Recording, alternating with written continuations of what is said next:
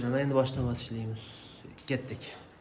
Y barobar ax kvadrat plyusdan bx plyusdan c.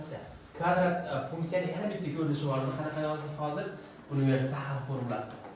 Universal. Tenglama deb o'rgatdimmi sizga? Ya'ni bir nechta narsani topib beradigan. U qaysi edi? Y barobar mana a ni tashqariga yozib x minus x0 ning kvadrati plus y0 deb o'rgatdik. To'g'rimi?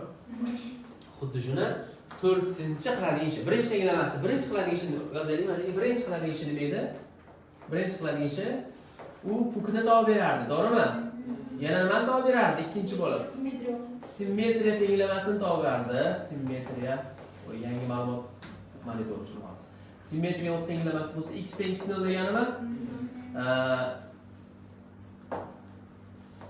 x0 yo'q. Keyingisi uchinchi qiladigan ishi nima edi? O'sish kamayish, ya'ni a noldan katta bo'lsa nima bo'lardi? O'sadi. O'sadi degani nima degani u? Ya'ni minus cheksizlikdan nimagacha? Y nolgacha nima bo'ladi? O'sadi. Bunday ko'raymi? Y noldan cheksizlikka qarabchi. Kamayadi, mana qaranglar, minus cheksizlikdan Y nolgacha kelyapsiz, mana yerdagi kamayyapsiz. Y noldan cheksizlikka qanday bo'lyapsiz? Teskari yozib mana shunaqa qizlardan foydalanamiz. Nima bo'ladi? Cheksizlikdan pastga yo'naladi, mana pastga yo'naladi. Mana bu yerdan boshlab bu yog'iga qarab bo'ladi. O'sadi. O'sadi, yaxshi.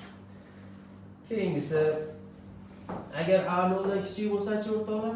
A noldan kichik bo'lsa, parabola shohi pastga qaraydimi? U degani odam ketadi-ku, minus cheksizlikdan plus cheksizlikka qarab. Nima bo'lish boshlaydi? Minus cheksizlikka qarab. Ya'ni minus minus cheksizlikdan y nolgacha nima bo'ladi dedilaring? O'sadi.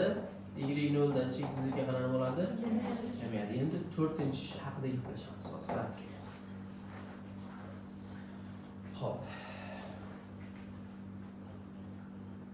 Y degani, fx degani, yx degani bu hammasi funksiyani ifodalaydi. Yodlab qo'yasizlar. Y degani fx. Masalan, phi o degan narsa bor-a? Phi o nima degani u? Familiya ismi, otasi ismi. Ya'ni bitta odamni ifodalaydimi? Har xil yozilsa ham. Omonullo Fayzullo Abduvohid. Hammasi men haqimda gap ketyapti. Tushundingizmi?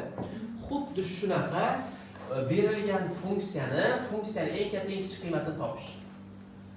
Funksiyaning eng katta va eng kichik qiymatini topadi. Qarang. Agar a noldan katta bo'lsa nima bo'ladi dedilaring? Tepaga qaraydi dedilaringmi? Bu funksiyani tepaga chiqqansa, qarang, tepaga qarab cheksiz ko'tarilib ketadi. Cheksiz tepaga qarab ko'tariladi, to'g'rimi? Bu yerda siz y ni yuqori chegarasini topa olasizmi? Mana bunyerdagi y1, mana bunyerdagi y2, mana bunyerdagi y3 ketaveradi. Y ning n'sigacha ketaveradi, to'g'rimi? Demak, siz bu funksiyani eng katta qiymatini topa olmaysiz. Shoh yuqoriga qarayaptimi? Shoh yuqoriga qaraydigan cheksiz ko'tarilib ketaveradi, osmonga qarab, uning tepadagi chegarasini topa olmaydi. Lekin bu kelib turib qaydadir eng kichik bo'ladi-ku, to'g'rimi? Shoh yuqoriga qarasa, uni qanaqa qiymatini topsa bo'lar ekan? Eng kichik qiymatini topish kerak ekan. Demak, eng kichik qiymati esa nimaga to'g'ri keladi? Managa to'g'ri keladimi? Va u bizning tilimizda y0 deyiladi. Bu eng kichik qiymat deyiladi. Tushundingizmi? Agar a noldan katta bo'lsa, shoh yuqoriga qaraydi, y ning nimasini topsa bo'ladi? Minimumini topsa bo'ladi. Chunki bu y ning minimumi deyiladi, y ning maksimumi esa qayerga qarab ketadi? Plus cheksizlikka qarab ko'tarilib ketadi. Tushundingizmi? Y ning minimumi esa haligi o'sha siz aytgan gap. 4ac minus b kvadrat taqsim 4a ga qo'ying. Xohlasangiz universalga qo'ying. Tushundingizmi? Masalan, sabab degan narsa bor. Sabab mana buni yozib qo'yishim kerak. A noldan katta bo'lsa, maksimum mana bo'ladi. Sababchi nima? Sababchi x0 bo'ladi, to'g'rimi? x0 bo'lgani uchun savol qarang. Berilgan funksiyaning eng kichik qiymatini toping. desa nimani topasiz? Ha. Qarang. Berilgan funksiyaning eng kichik qiymatiga erishgan nuqtadagi x ni toping desa nima topasiz? X ni topasiz. Tushundingizmi? Yaxshi. Masalan qarang. Y barobar x kvadrat minusdan 2x minusdan 3. Berilgan funksiyani eng katta qiymatini topsa bo'ladimi, eng kichik qiymatini topsa bo'ladimi? Qaydan bilsang? A0 dan katta o'sib ketyapti tepaga qarab, funksiya tepaga qarab o'sib ketsa, uning y-ni eng katta qiymatini topsa bo'lmaydi, eng kichik qiymatini topsa bo'ladi. Buning uchun qaysi formula bor edi? Hozir y ni topib qo'ying. Y ni nima edi? Y ni topinglar. 4ac minus b kvadrat taqsim 4a. 4 ko'paygan a ni o'rnida 1, c ni o'rnida 3 minusdan 2 ning kvadrati taqsim 4 ko'paygan a. 4 kere 3, 12, 12'dan 4 esa 8, 8'ni 4'ga bo'lsak necha? Funksiyaning eng kichik qiymati desa, nima deb qo'yasiz? Min deb qo'yasiz. Tushundingiz? Min degani nima degani? Minimum degani. Tushunarlimi? Rostdan ham haligi bizni universal formulamizga qo'yaylikchi. X kvadrat minus formulada nima bor? Birinchi son nima? X. Nimaga ko'paytiraman? 2 2 ko'paytirsam to'g'ri bo'lib qoladi-yu. 1 ga ko'paytiraman. Minus nimaning kvadrati bo'lishi kerak? 1 ning kvadratimi? Plusdan 3 havodan nimani oldim? Oldimmi? Y barobar nima ekan bu? X minusdan 1 ning kvadrati plusdan 2 ekan. Funksiya o'sishga moyilmi, kamayishga moyilmi? O'sishga moyil. Chunki mana o'sishga moyilligini qayerdan bilsa bo'ladi? Har qanday sonning kvadrati katta bo'ladi, unga 2 ni qo'shsangiz undan ham katta bo'ladi. Tushundingizmi? Eng kichik qiymati nima bo'lar ekan? Mana bu bo'lar ekan. Y ni minimum necha ekan? 2 ekan. Sababchi x ning qanday qiymatida? 1 qiymatida. Tushundingizmi? Rostdan x ga qiymat beravering-da, qiymat katta bo'lib ketaveradi. Masalan, to'lagan kuningizni qo'yib qo'ying. Men to'lagan kunim 18. 18 dan 1 dayapsam, 17, 17 ning kvadrati 289. 289 ga 2 ni qo'ysak, 291 bo'lib ketadi. Masalan, bugungi sana necha? 4 qo'ying. Hozir men aytgan 289 rostdan 2 dan kattami? Ishonmasangiz minus ham berib qo'ying. Bugungi sana necha dedilar?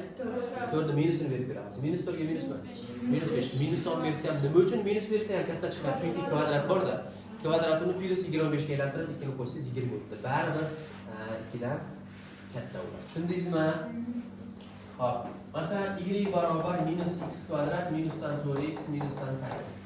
Funksiya a o'rnidan kichikmi? Mana a degani minus 1. Bu degani bunday deganimi? Funksiya nima bo'lib ketyapti? Cheksizlikka qarab, bu kamayib ketyaptimi? Berilgan funksiya nimasini topsa bo'ladi? Eng katta nuqtasi. Eng katta nuqta biz tilimizda nima deyiladi? Y va u max bo'ladi. Tushundingmi hamma? Y ni topib, bundan do'la qiynalyapti. Y ni topib, formulasiga qo'yib ruxsat beraman. 4ac minus b kvadrat taqsim 4a.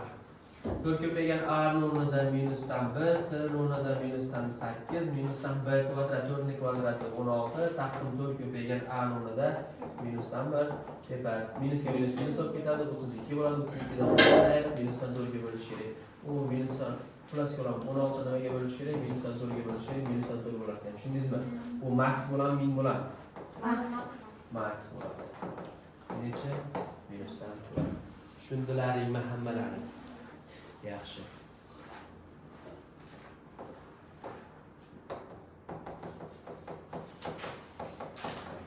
Funksiyani maksimum topsa bo'ladi, minimum topsa bo'ladi. Qaydan biladi?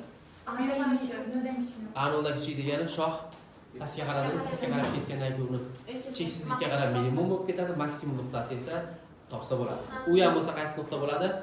Y 0 nuqta bo'ladi. To'g'rimi? Endi do'stlar, qaranglar. Buni universal formulamizda 4-chi nima edi? 4-chi nima ekan? Y ni maxi bilan minimumni topib va y ning minimumini topib berar ekan. A 0 dan katta bo'lsa nima bo'ladi? Shoh yuqoriga qaraydimi? Uni nimasini topsa bo'ladi? Y ning minimumini topsa bo'ladi. Unga sababchi nima bo'ladi? X bo'ladi. To'g'rimi? Agar a 0 dan kichik bo'lsa-chi, shoh pastga qaraydi. Uni nimasini topsa bo'ladi? Y ning maksini topsa bo'ladi. Sabab nima bo'ladi unga? X 0 bo'ladi. Tushunarlimi? Yaxshi.